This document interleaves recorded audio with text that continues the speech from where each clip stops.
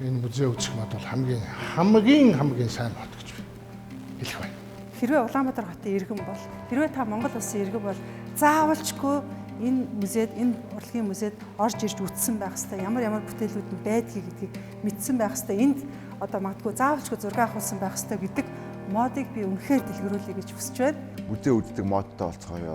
Хүмүүс хоорондоо музейд ирж болцгоё. Энэ бүхэн мэдлэгийг та бүхэн мэдэж авснараа өнөөдрийн нийгмийн одоо цагийн мод болж байгаа шүү. Музей үзэх модыг дэлгэрүүлцгээе. Өөр удам дараагийнхаа үедээ ойлгуулж таниулах одоо энэ модыг бүгдээрээ дэлгэрүүлцгээе. Түүх бол таны хамгийн сайн багш юм шүү гэдгийг би дахин сануулж илээ.